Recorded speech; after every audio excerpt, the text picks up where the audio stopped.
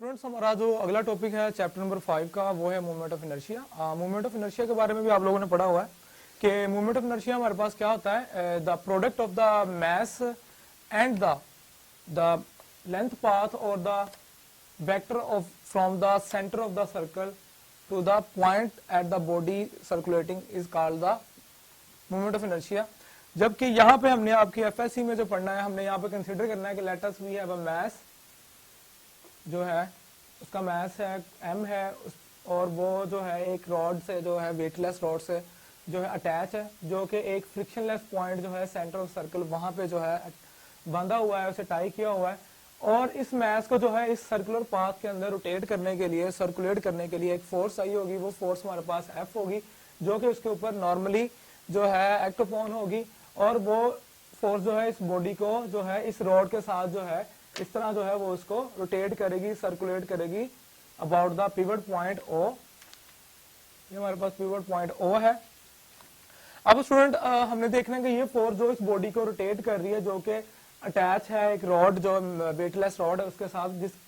जिसकी जो लेंथ है उस रॉड की फ्रॉम पिवट पॉइंट उसे हम कंसिडर कर लेते हैं R है, जो कि equal to the circle of the radius है।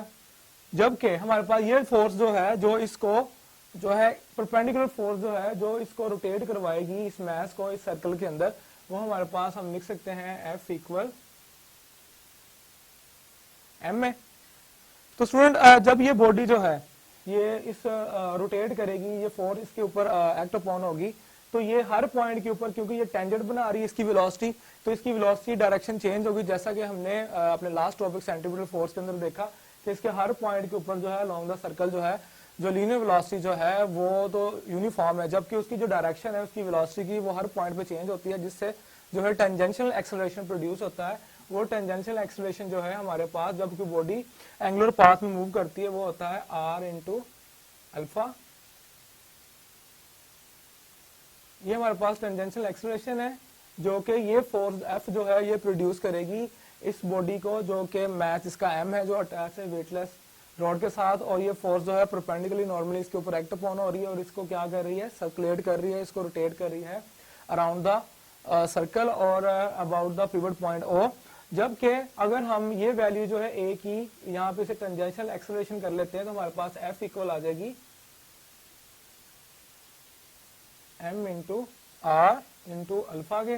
तो स्टूडेंट अब हमने क्या करना है, क्योंकि ये हमारे पास टर्निंग इफेक्ट प्रोड्यूस हो रहा है इसके अंदर, यहाँ पे हमने F को जो है वो रिप्लेस करना है टॉर्क के साथ। तो टॉर्क की आप लोगों को पता है कि टॉर्क हमारे पास क्या होता है, R इंटू एफ।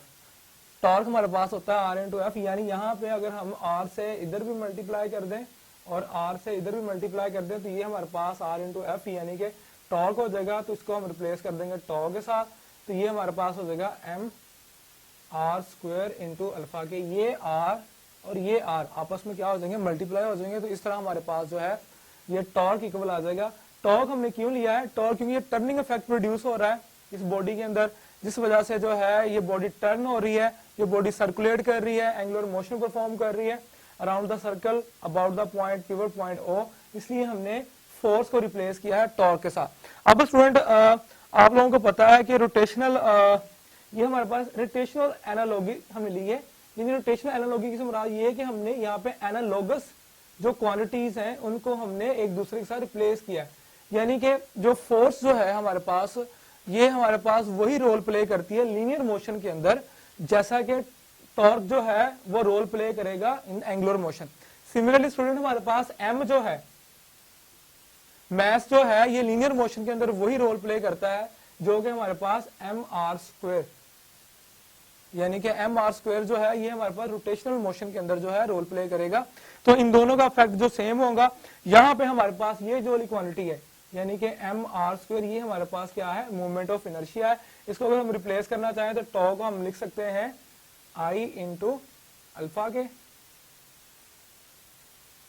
ये I इंटू अल्फा हमारे I जो है मूवमेंट ऑफ इनर्शिया है इस बॉडी का, जो कि इस सर्कुलर पाथ के अंदर क्या कर रही है, सर्कुलेट कर रही है, ये बॉडी रोटेट कर रही है about point pivot O।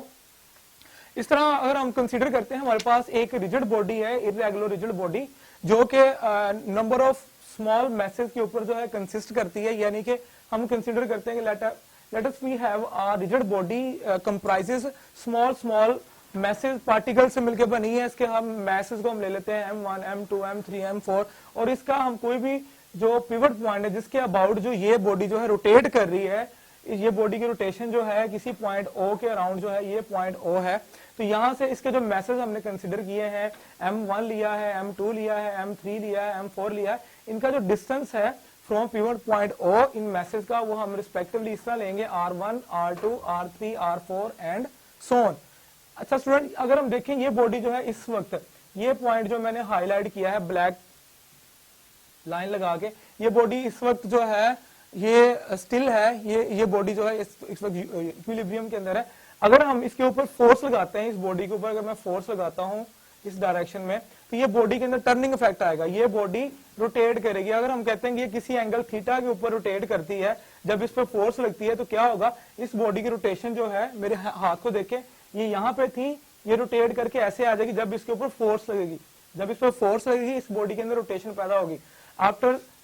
Force F जो है हम देखते हैं ये बॉडी की जो पोजीशन है जो है एंगल थीटा के ऊपर जो है, अगर हम देखते हैं तो ये मैस हमारे पास M2 जो था जहां पे वो रोटेट होकर इस पोजीशन पे आ गया, यानी इसके अंदर टर्निंग इफेक्ट प्रोड्यूस हो गया, इसके अंदर जो है मूवमेंट ऑफ इनर्शिया आ गया। अब इसी मूवमेंट ऑफ इनर्शिया को जो हमने इर्रेगुलर रिजिड बॉडी के लिए निकालना है, यहाँ पे हम कंसिडर यही करेंगे, we have a rigid body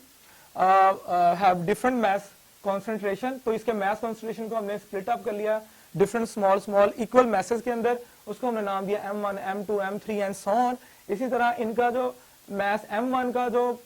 distance है फ्रॉम पिवट पॉइंट O वो हमारे पास R1 ले लेंगे, डिस्प्लेसमेंट वेक्टर ले लेंगे, डिस्टेंस ले लेंगे, वो हमारे पास होगा R1। इसी तरह M2 का हमारे पास R2 होगा, M3 का R3 होगा, M4 का R4 होगा एंड सो ऑन। इसी को हमने जो है न्यूमेरिकली जो है, अब हमने इसको कुछ इस तरह लिखना है कि अगर हमारे पास जो टॉर्क निकालते हैं यहाँ पर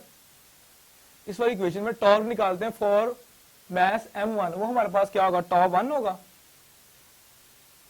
वो τ1 आएगा। इसी इक्वेशन को हमने यूज करना है, M1 R1 square into alpha. Student alpha जो है हमारे पास एंगुलर एक्सेलरेशन है, इस बॉडी के तमाम मैसेज का एंगुलर एक्सेलरेशन क्या होगा, सेम होगा, क्योंकि वो एक ही एंगुलर वेलोसिटी के साथ क्या कर रहे होंगे, रोटेट कर रहे होंगे। इस वजह से इन तमाम मैसेज का जो इस बॉडी के स्मॉल मैसेज हमने जो स्प्लिट किए हैं इस रिजिड बॉडी के, उन तमाम का जो अल्फा जो है वो कॉमन ही होगा, इसलिए हमने इसको अल्फा 1, अल्फा 2, अल्फा 3 नहीं लिखना। सिमिलरली अगर हम देखें हमारे पास मैस 2 का जो टॉर्क है यानी कि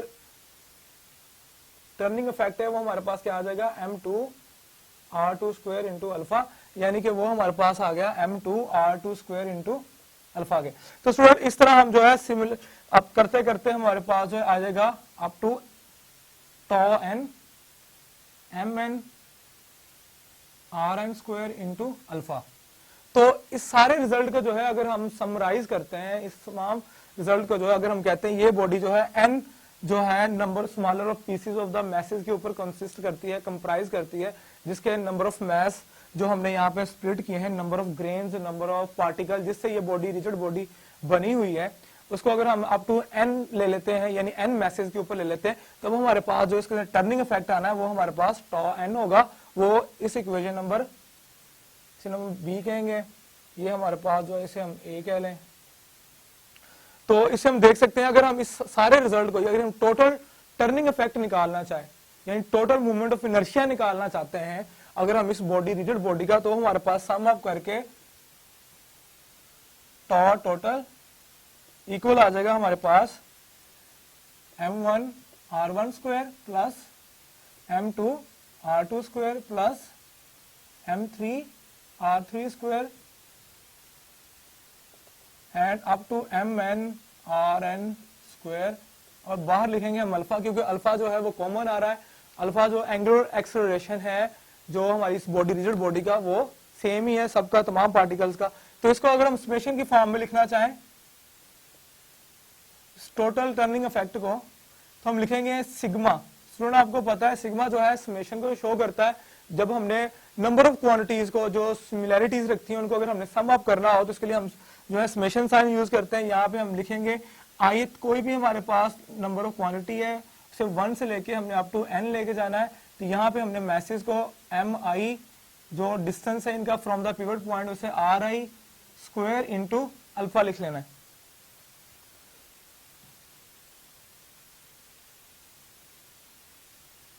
आपकी बुक के अंदर कुछ इस तरह लिखा हुआ है, तो मैंने भी उसे ब्रैकेट के अंदर लिख लिया। अगर ब्रैकेट ना भी लगाए तो नो प्रॉब्लम, ब्रैकेट ना भी लगाए तो। अगर अब हम देखें यहां पर इस इक्वेशन को, इक्वेशन नंबर ए को, तो इक्वेशन नंबर ए के अंदर हमने जो निकाला था कि हमारे पास जो टॉर्क आता है यानी मूवमेंट ऑफ इनर्शिया आता है, वो हमारे पास इस रिलेशन के अंदर क्या आता है, टर्निंग फैक्टर जो है टॉर्क हमारे पास movement of inertia. Movement of inertia हमने डिफाइन किया था कि मूवमेंट ऑफ इनर्शिया हमारे पास क्या होता है, m इंटू आर का, यानी प्रोडक्ट होता है मास का और उस डिस्प्लेसमेंट के स्क्वायर का, जो कि हम पिवट पॉइंट से लेते हैं, तो हमारे पास क्या होता है, मूवमेंट ऑफ इनर्शिया होता है। तो ये स्टूडेंट सारे का सारा हमारे पास क्या आ जाएगा, ये वाली क्वांटिटी जो है ये हमारे पास क्या आ जाएगी, मूवमेंट ऑफ इनर्शिया आ जाएगी। अगर हम इसका मूवमेंट ऑफ इनर्शिया निकालना चाहे तो हम लिख सकते हैं इसको टॉ इक्वल आई इंटू अल्फा। तो इसका मूवमेंट ऑफ इनर्शिया भी वही होगा जो कि हमारे पास एक सिंगल बॉडी का निकला था। तो इसका जो मूवमेंट ऑफ इनर्शिया है वही मूवमेंट ऑफ इनर्शिया होगा जो हमारे पास सिंगल बॉडी का था, यानी कि रिजिड बॉडी का मूवमेंट ऑफ इनर्शिया और सिंगल बॉडी का मूवमेंट ऑफ इनर्शिया सेम आ रहा है। अब अगर हम देखें यहां पे एक चीज, ये वाली जो क्वांटिटी है यानी कि sigma N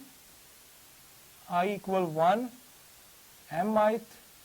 into r i square, ये हमारे पास क्या है, मूवमेंट ऑफ इनर्शिया है, जो कि प्रोडक्ट है उस बॉडी मास का और वो बॉडी जो कि सर्कुलर पाथ के अंदर जो है मूव कर रही है, उसका जो डिस्टेंस है जो कि पिवट पॉइंट से उस ओरिजिन से लेना है जिसके अबाउट जो है वो बॉडी रोटेट कर रही है, वो हमारे पास आर उसके स्क्वायर लेंगे, इन दोनों का प्रोडक्ट लेंगे तो हमारे पास किसके इक्वल आता है, मूवमेंट ऑफ इनर्शिया के इक्वल आता है। तो स्टूडेंट ये था आपका मूवमेंट ऑफ इनर्शिया। पेपर के अंदर जो है इसका ज्यादातर शॉर्ट क्वेश्चन ही आता होता है मेजरली जो है, तो आपने शॉर्ट क्वेश्चन में अगर इसकी डेफिनेशन लिखना चाहें तो इसकी डेफिनेशन मैं लिख देता हूं जो आपकी बुक के अंदर तो नहीं लिखी हुई, या आप लिख सकते हैं the product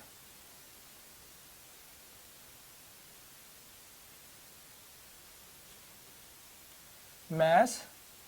the product of mass and square of its perpendicular distance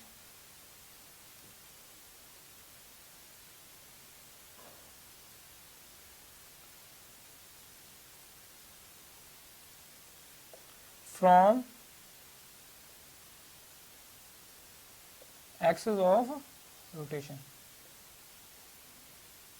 ji students, आप ये डेफिनेशन जो है लिख सकते हैं कि हमारे पास मूवमेंट ऑफ इनर्शिया क्या होता है, प्रोडक्ट होता है हमारे पास उस बॉडी मास m का और square of the perpendicular distance, यानी कि ये हमारे पास